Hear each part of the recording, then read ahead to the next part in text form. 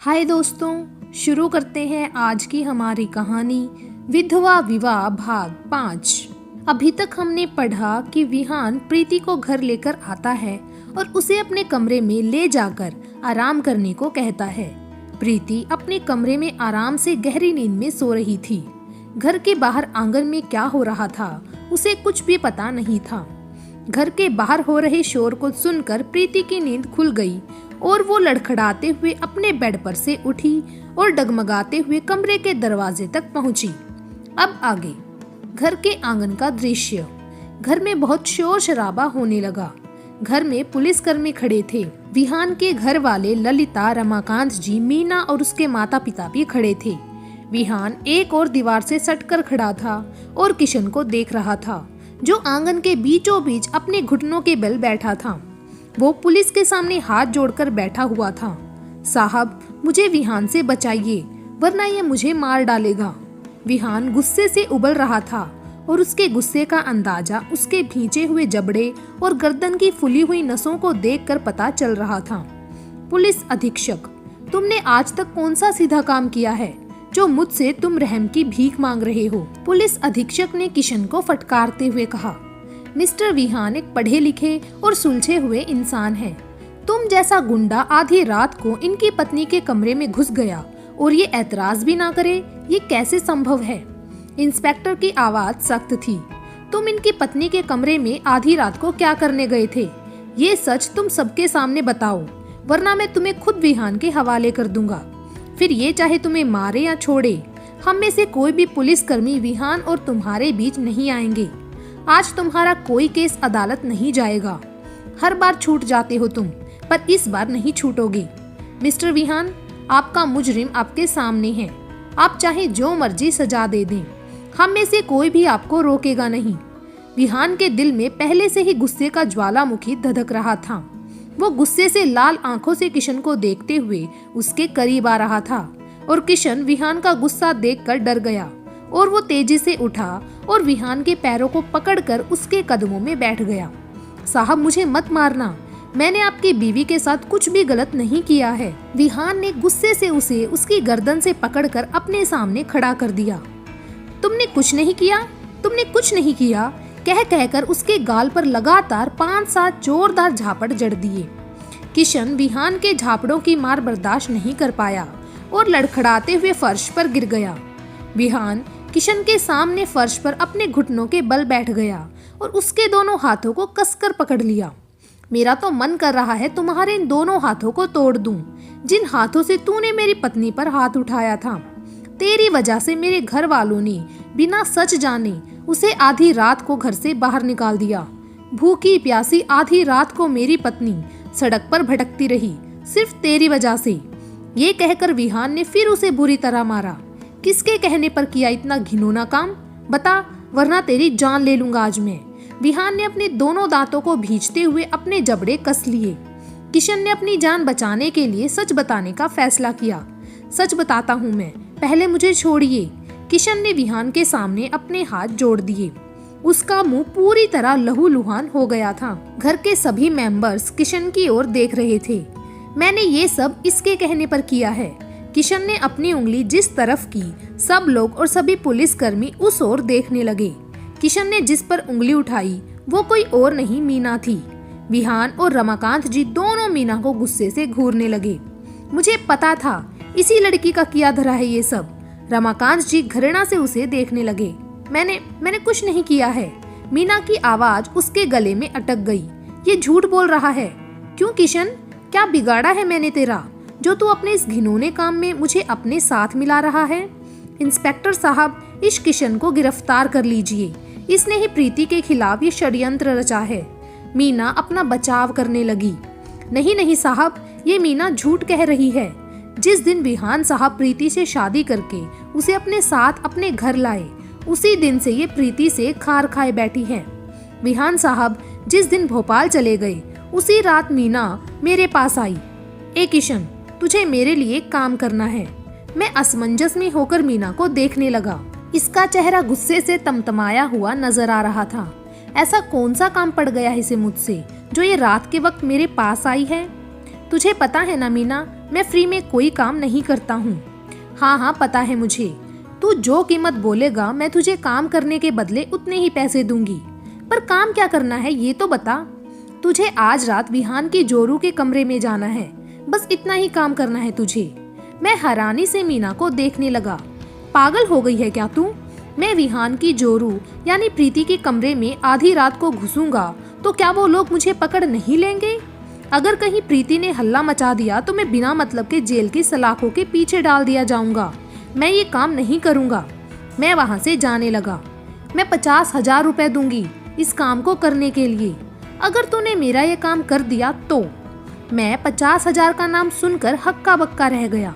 इतनी बड़ी रकम मैंने आज तक नहीं देखी थी। मैंने बिना देर किए इस काम को करने के लिए हाँ कर दी। ए मीना, अगर मुझे किसी ने पकड़ लिया तो मैं तेरा नाम लूंगा कि तूने मुझे प्रीति के कमरे में जाने के लिए रुपए दिए हैं। ऐसी नौबत नहीं आएगी। पर ये सब होगा कैसे?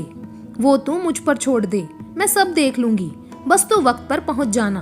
किशन आगे कुछ और बताता मीना गुस्से से किशन को मारने लगी। तभी मीना के गाल पर किसी ने जोरदार तमाचा जड़ दिया। मीना और बाकी सब उसे देखने लगे जिसने मीना को थप्पड़ मारा था। वो कोई और नहीं मीना की माँ थी, जो अपनी बेटी के किए गए इस काम पर शर्मिंदा हो रही थी।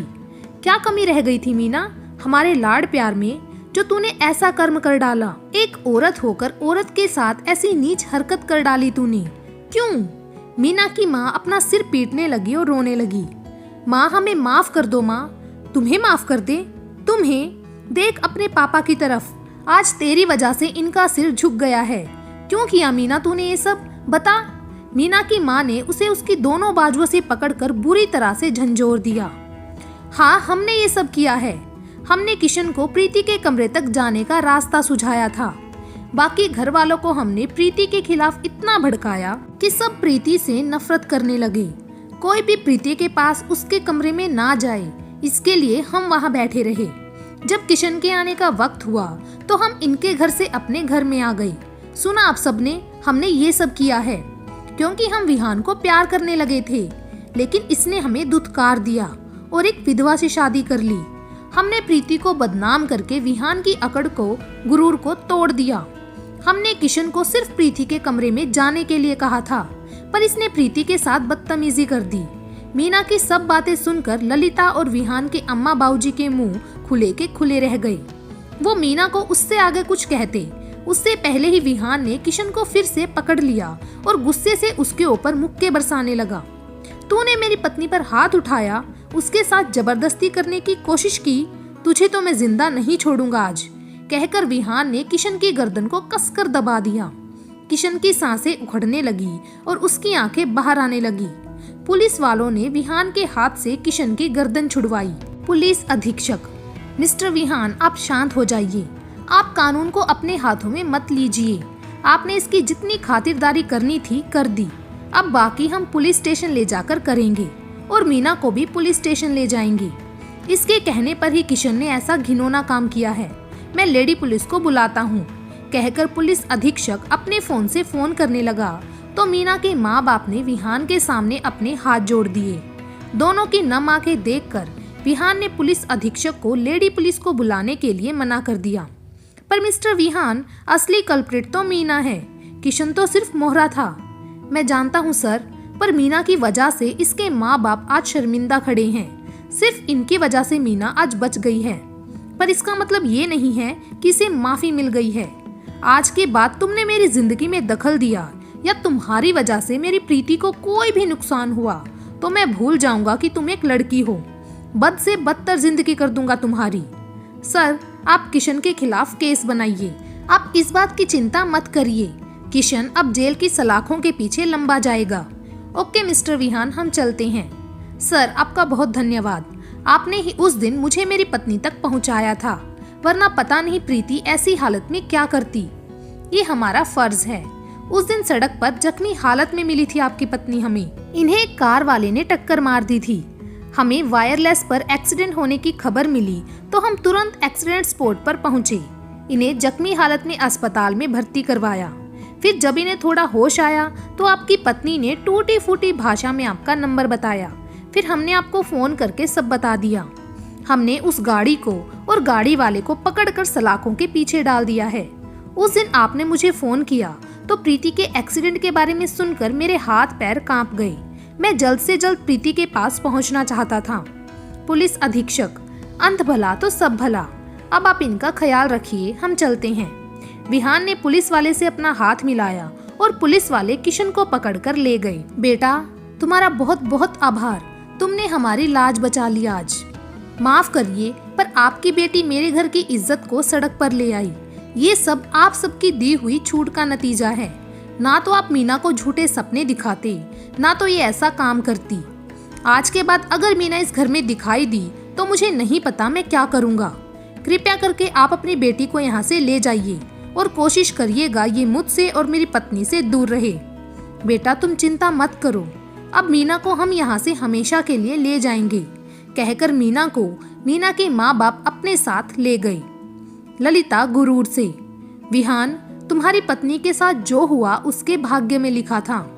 रमाकांत जी ललिता की बात सुनकर वहीं आंगन में रखी खाट पर अपना सिर पकड़कर बैठ गए।